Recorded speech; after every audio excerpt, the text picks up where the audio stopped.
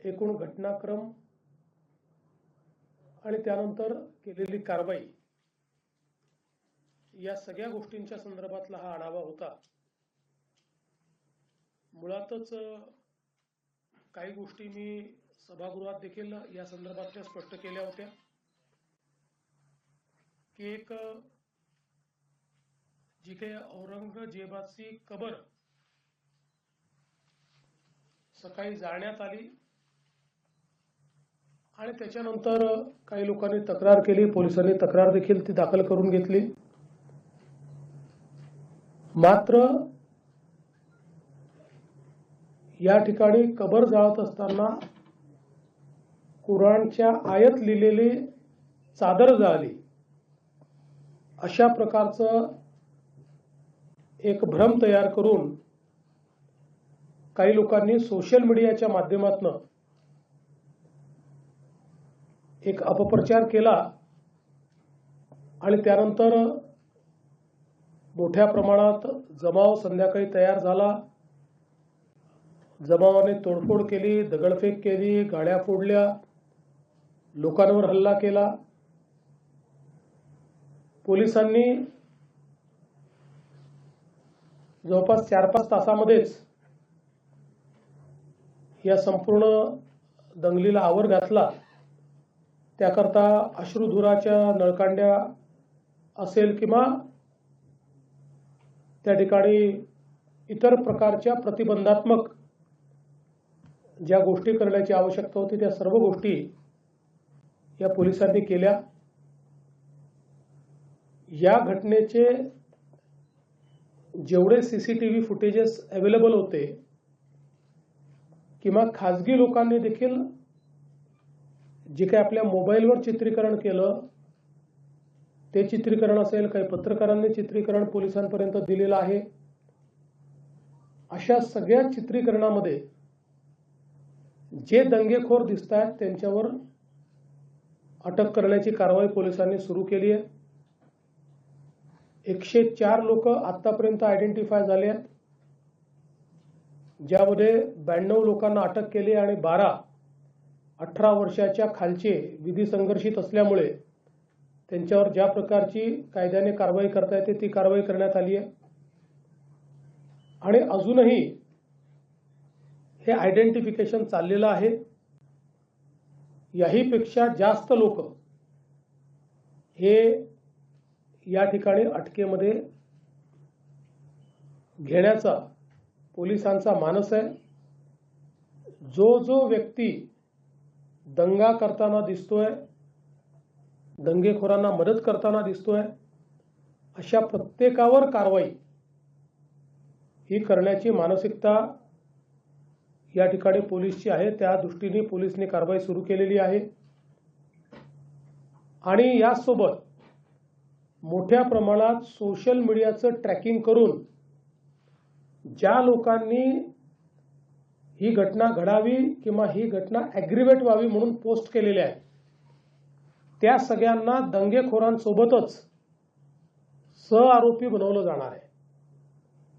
कारण त्यांनी सोशल मीडियाच्या माध्यमातून हा दंगा भडकवण्याकरता त्या ठिकाणी मदत केलेली आहे, त्यामुळे त्यांच्यावरही कारवाई केली जाणार आहे। जवळपास 68 पोस्ट या आत्तापर्यंत आयडेंटिफाय होऊन डिलीट झालेल्या आहेत आणि त्यांच्यावर कारवाई झाली आहे। अजून काही पोस्टची माहिती घेणं चाललेलं आहे आणि अशा प्रकारे ज्या लोकांनी भडकवणारा पॉडकास्ट केलं, ज्यांनी चुकीच्या पोस्ट टाकून अफवा पसरवून त्या ठिकाणी लोकांमध्ये एक पॅनिक तयार केलं, अशा सगळ्या लोकांवर मोठ्या प्रमाणात कारवाई होईल।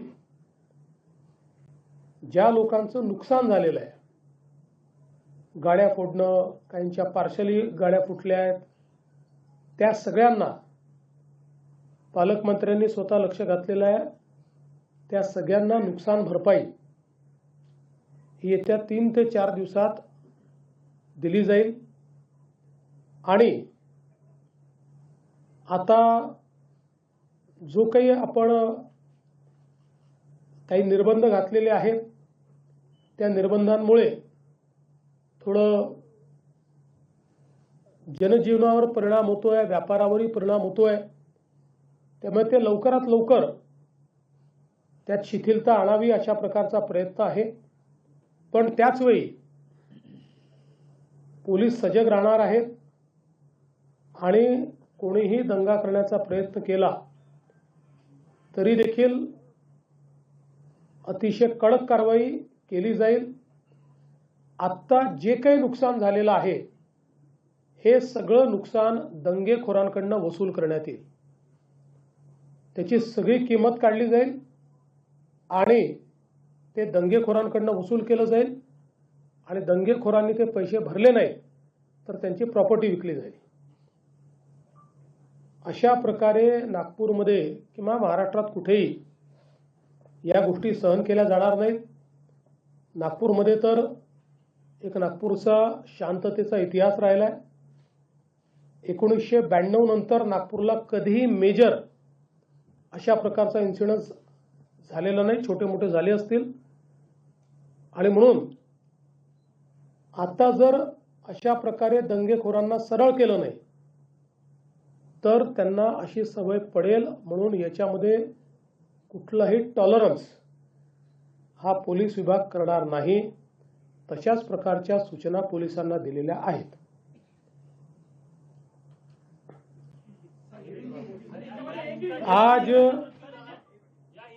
आज जो नागपुर में दंगाइयों ने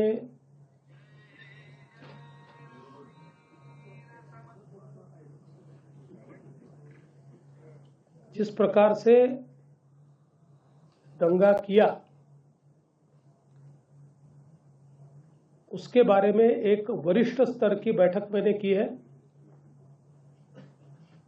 हमारे सहयोगी मंत्री बावनकुळे जी भी उसमें उपस्थित थे. किस प्रकार की घटनाएं हुई, उन घटनाओं में अगर कोई लैप्सेस थे तो वो क्या थे, उन घटनाओं को किस प्रकार से रिस्पॉन्ड किया गया और घटनाओं के बाद अभी तक क्या कार्रवाई की गई, इसकी पूरी जानकारी मैंने प्राप्त की है. मेरे अपने कुछ ऑब्जर्वेशंस उस संदर्भ में थे, वो भी मैंने पुलिस आयुक्त और जो वरिष्ठ अधिकारी थे उन सबके सामने रखे हैं.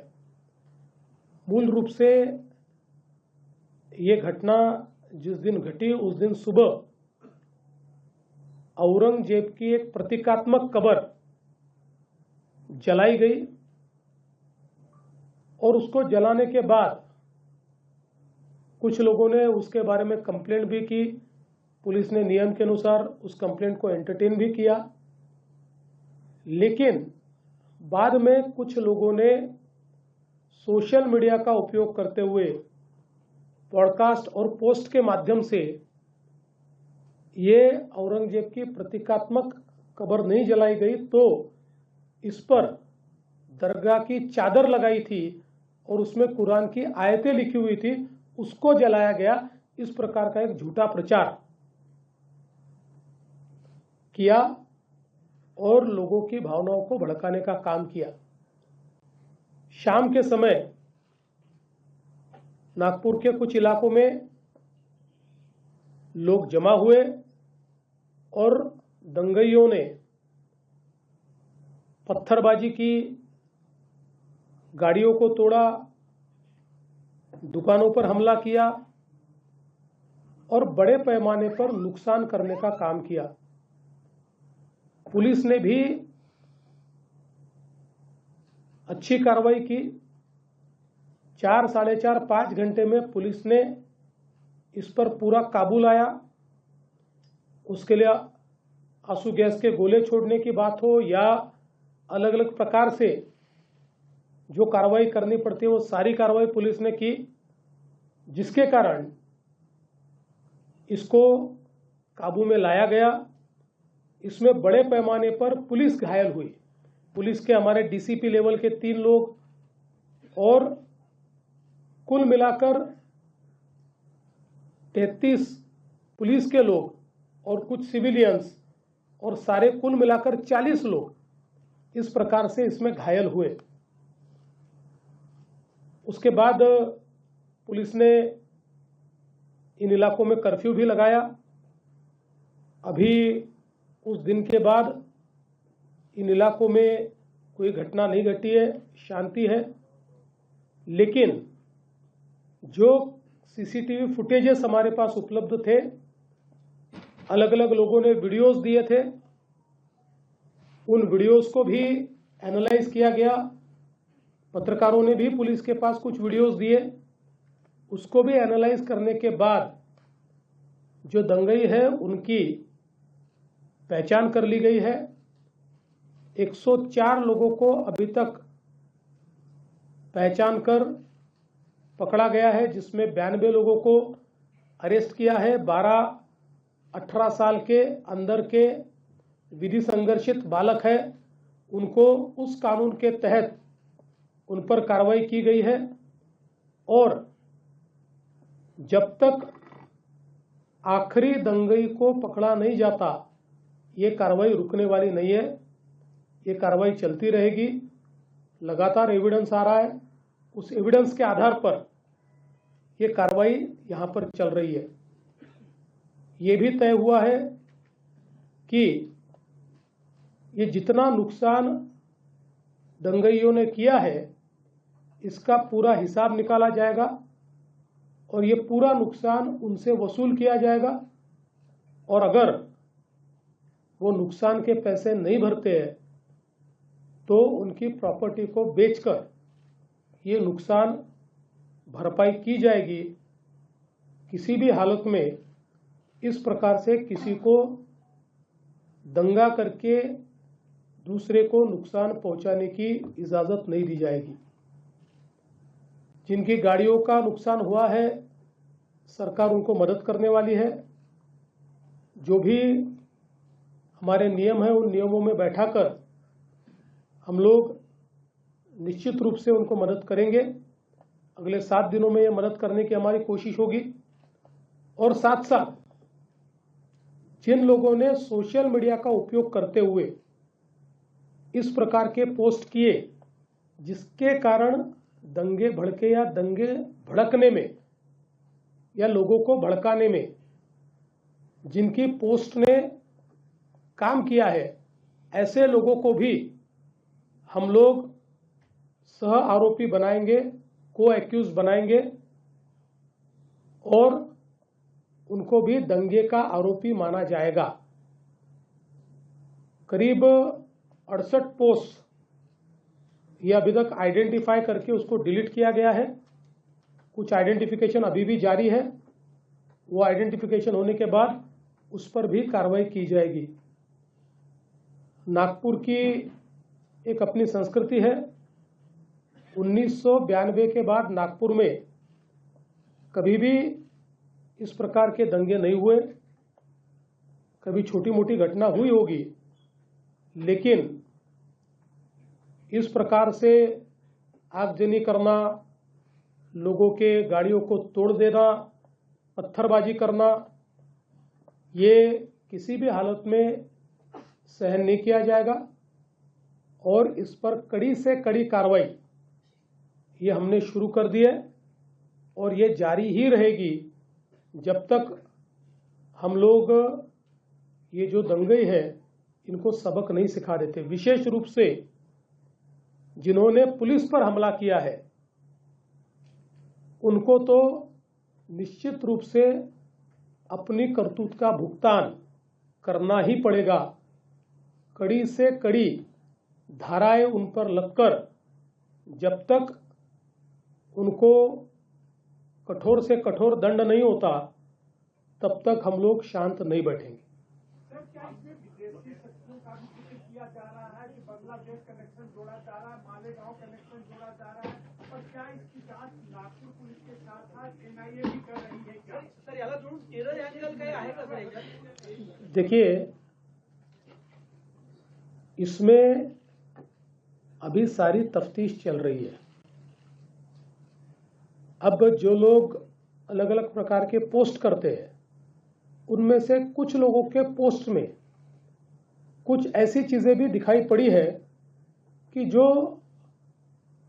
बांग्लादेशी लगती है, पर आज इसमें बांग्लादेशी एंगल है या विदेशी हाथ है, ऐसा कहना इस समय उचित नहीं होगा जब तक उसकी पूरी जांच नहीं हो जाती। इसलिए मुझे लगता है कि अभी जहां तक मालेगांव का सवाल है तो वो तो दिख ही रहा है, क्योंकि जो पार्टियां मालेगांव की इनको मदद कर रही है, इन्होंने वहां पर जो ऑफिस खोला है, जो आरोपी है, तो वो कनेक्शन तो बिल्कुल दिखाई पड़ रहा है।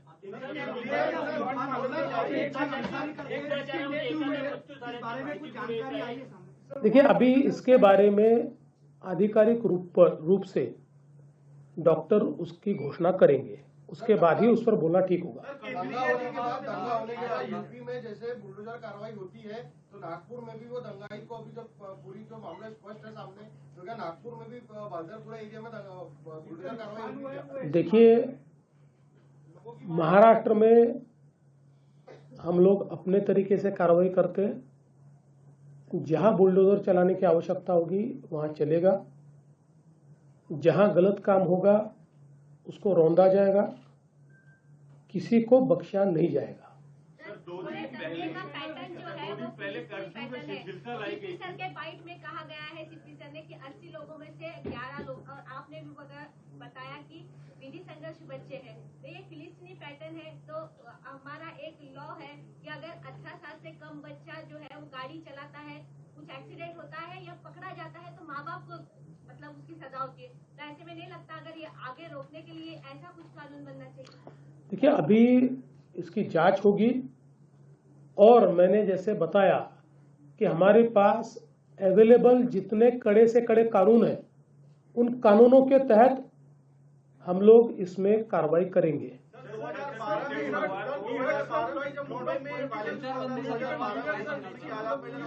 महिला कांस्टेबल के साथ काफी अभद्रता की गई थी, इसमें भी वैसा ही है, एक सिमिलर पैटर्न लग रहा है। देखिए, महिला कांस्टेबल के साथ अभद्र व्यवहार हुआ, मैंने सीपी साहब को ये पूछा है, ऐसी परिस्थिति नहीं है। हाँ, महिला कांस्टेबल पर पत्थर फेंके गए, उनको आहत करने का प्रयास हुआ है, लेकिन जिस प्रकार से मीडिया में बातें चली है, मैंने उसके बारे में पुलिस कमिश्नर से जानकारी ली और पुलिस कमिश्नर ने स्वयं उसकी जांच की है और उनका कहना यह है उस प्रकार का अभद्र व्यवहार नहीं हुआ है। हाँ, जरूर, और ये भी गलत ही है कि महिला कांस्टेबल को घेर कर उनके ऊपर पत्थर फेंकना, तो उसके ऊपर वैसी कार्रवाई होगी।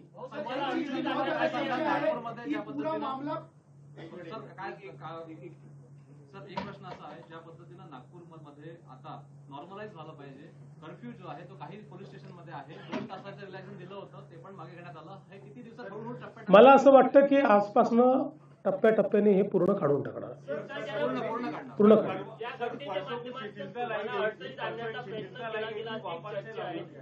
मला असं वाटतं की असं म्हणणं हा मूर्खपणा आहे। काही लोक अशा घटनांमध्ये राजकारण शोधतात आणि अशा प्रकारचं वक्तव्य करतात, त्या वक्तव्याला काही अर्थ नाही आहे। घटना गंभीर आहे, त्याला कुठलाही राजकीय अँगल नाही आहे। या घटनेमध्ये जे जे काही लोक इन्व्हॉल्ड आहेत त्या लोकांना कठोर शासन दिल्याशिवाय आम्ही थांबणार नाही।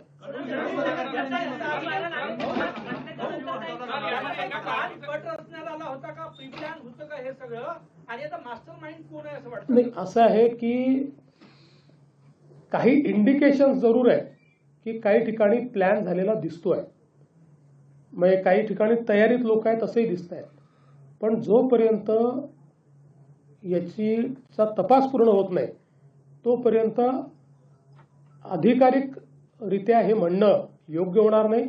याचा तपास पूर्ण झाल्यानंतर पोलीस आयुक्त याबद्दल पूर्ण माहिती आपल्याला देतील।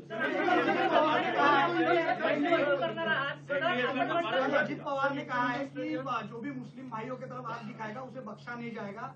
एक इफ्तार पार्टी में अजित पवार ने बयान दिया है कल मुंबई। अजीत पवार जी ने क्या बयान दिया मुझे मालूम नहीं, पर जो भी अच्छा व्यक्ति है, देशभक्त है, देश के लिए काम करता है, वो किसी भी जाति का हो, धर्म का हो, उसके ऊपर कोई गलत आंख उठाएगा तो हम भी सहन नहीं करेंगे। लेकिन जो समाज को तोड़ने का काम करेगा, जो समाज में हिंसा करने का काम करेगा, उसको छोड़ेंगे भी नहीं।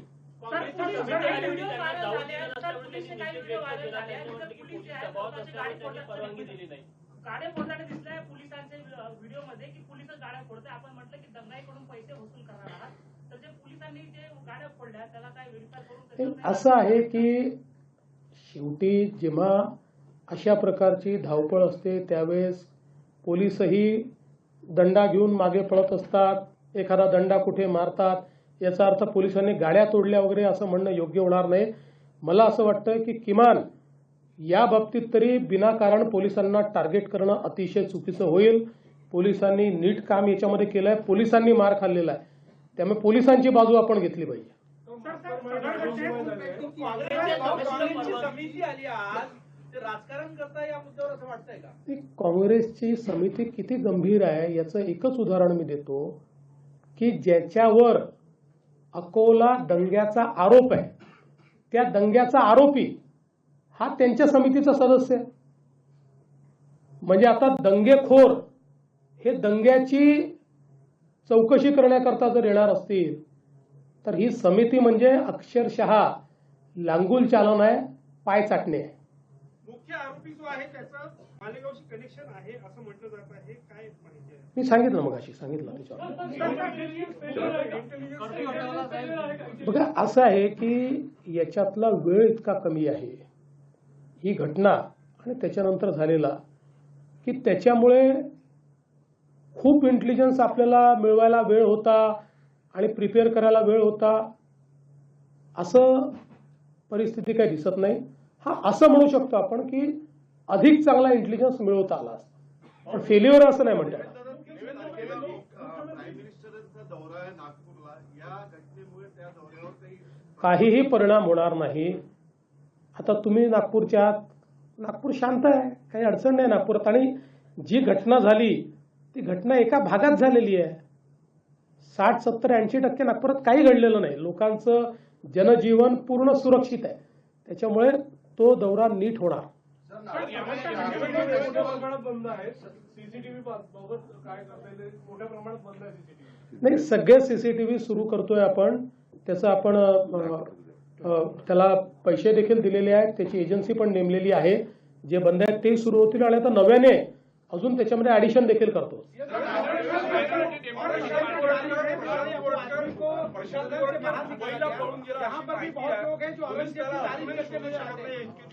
असं आहे, कुठलीही शहानिशा न करता बातम्या चाललेल्या आहेत. आणि मी तुम्हाला सांगतो, तो दुबईला जाव का अजून कुठेही जाव, पोलीस शोधून काढतील आणि त्याच्यावर कारवाई करतील म्हणजे करतील.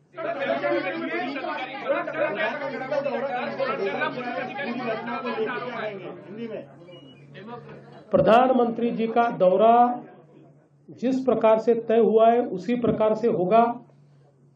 आप सब लोग जानते हैं नागपुर में शांति है. 80% नागपुर के इलाके में तो इस दंगे का कोई असर भी नहीं था, 1 मिनट के लिए भी नहीं था. ये कुछ एरिया है जिस एरिया में ये एक प्रकार से कॉन्सेंट्रेटेड था और वहां पर भी अभी शांति है. इसलिए कोई प्रधानमंत्री जी के दौरे पर इसका असर नहीं है. वो दौरा जैसे प्रस्तावित है वैसे ही होगा.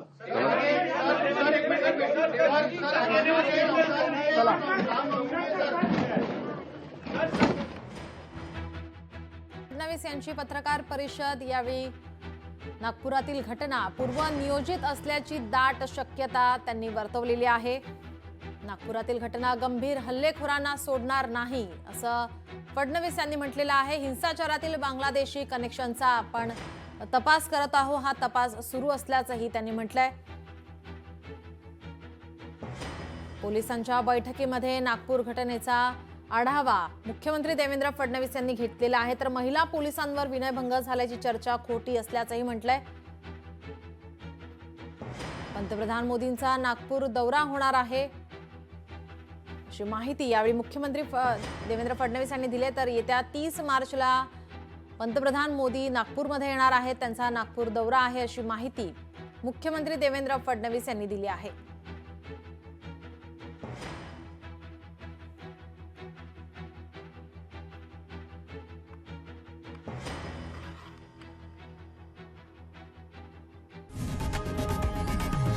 लोकशाही मराठी ऐका, पहा, जागरूक रहा.